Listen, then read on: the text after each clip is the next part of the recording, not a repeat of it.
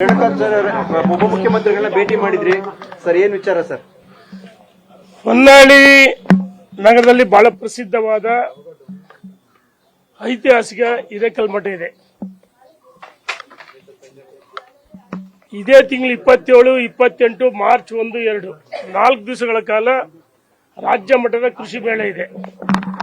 ಕೃಷಿ ಮೇಳಕ್ಕೆ ಈ ಹಿಂದೆ 2021ರಲ್ಲೂ ಸಹ ಸನ್ಮಾನ್ಯ ಡಿ.ಕೆ. ಶಿವಕುಮಾರ್ ಅವರು, ಸಿದ್ದರಾಮಯ್ಯ ಇರಬಹುದು, ಅಂದಿನ ಮುಖ್ಯಮಂತ್ರಿ ಯಡಿಯೂರಪ್ಪನವರು ಸಹ ಬಂದಿದ್ರು. ಇಂದು ಡಿ.ಕೆ. ಶಿವಕುಮಾರ್ ಉಪಮುಖ್ಯಮಂತ್ರಿ ಭೇಟಿ ಮಾಡಿ ಕಾರ್ಯಕ್ರಮಕ್ಕೆ ಆಹ್ವಾನ ಮಾಡಿದ್ದೀನಿ.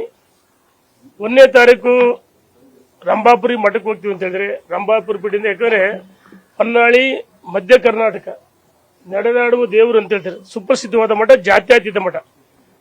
ಮಠಕ್ಕೆ ಬಂದ್ರೆ ಒಳ್ಳೇದಾಗುತ್ತೆ, ಸಹಜವಾಗಿ ನಡೆದಾಡುವ ದೇವರು ಅಂತ ಹೇಳ್ತಾರೆ. ಆ ಮಠಕ್ಕೆ ಆಹ್ವಾನ ಮಾಡಿದ್ದೀನಿ. ಇವತ್ತು ಸಂಜೆ ಒಳಗಾಗಿ ಈಗಾಗಲೇ 1ನೇ ತಾರೀಕು ಬರ್ತೀವಿ ಅಂತ ಹೇಳಿದರೆ ಬರೋದಕ್ಕೆ ಆಹ್ವಾನ ಕೊಟ್ಟಿದ್ದೀನಿ. ಹಾಗಾಗಿ ಭೇಟಿ ಸಹಜವಾಗಿ ಈ ರಾಜ್ಯ ಮಟ್ಟದ ಕೃಷಿ ಮೇಳ ಬಗ್ಗೆ ನಾನು ಚರ್ಚೆ ಮಾಡಿದ್ದೀನಿ.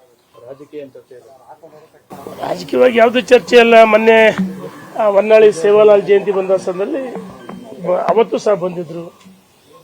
ಬಹಳ ಪ್ರೀತಿಯಿಂದ ನಾವು ಸ್ವಾಗತ ಮಾಡಿದ್ವಿ. ಅದೇ ರೀತಿ ಸಹಜವಾಗಿ ಚರ್ಚೆ ಆಗ್ತದೆ, ಮತ್ತೆ ಬೇರೆ ಏನಿಲ್ಲ. ಸಹಜವಾಗಿ ಈ ಟೈಮಲ್ಲಿ ಕಾಂಗ್ರೆಸ್ ಒಂದು ಚರ್ಚೆ ನಡೀತದೆ ಪವರ್ ಶೇರಿಂಗ್ ವಿಚಾರದಲ್ಲಿ. ಏನೋ ಅಧಿಕಾರ ಬದಲಾವಣೆ ಕರೆದು ಮಾತಾಡ್ತಾರೆ, ಹೈಕಮಾಂಡ್ಗೆ ಸಾಕಷ್ಟು ಚರ್ಚೆ ನಡೀತದೆ. ನನಗೆ ಮಾಹಿತಿ ಇಲ್ಲ. ನೀವೊಬ್ಬ ರಾಜಕೀಯ ನಾಯಕ, ಹೌದು, ಪಕ್ಷ ಬೇರೆ ಇರ್ಬೋದು. ನಾನೊಬ್ಬ ಸಾಮಾನ್ಯ ಕಾರ್ಯಕರ್ತ. ನೋಡಿ, ರಾಜಕೀಯ ಹೊರತುಪಡಿಸಿ ನಮ್ಮ ಡಿ.ಕೆ. ಶಿವಕುಮಾರ್ ಬಗ್ಗೆ ಬಹಳ ವಿಶ್ವಾಸ ಇದೆ, ಬಹಳ ಅನ್ಯೋನ್ಯತೆ ಇದೆ. ಸಹಜವಾಗಿ ಬಂದ ಸಂದರ್ಭದಲ್ಲಿ ಮಾತಾಡ್ತೀವಿ. ಆದ್ರೆ ರಾಜಕೀಯವಾಗಿ ಯಾವ್ದು ಚರ್ಚೆ, ಪವರ್ ಶೇರಿಂಗ್ ಪಕ್ಷದ ಬಿಟ್ಟು ವಿಚಾರ. ಜೆಡಿಎಸ್ ಬಿಜೆಪಿ ಮೈತ್ರಿ ಬಗ್ಗೆ ಕೆಲವು ನಾಯಕರು ಅಪಸ್ವರ ಎತ್ತುತ್ತಾ ಇದ್ದಾರೆ ಸರ್.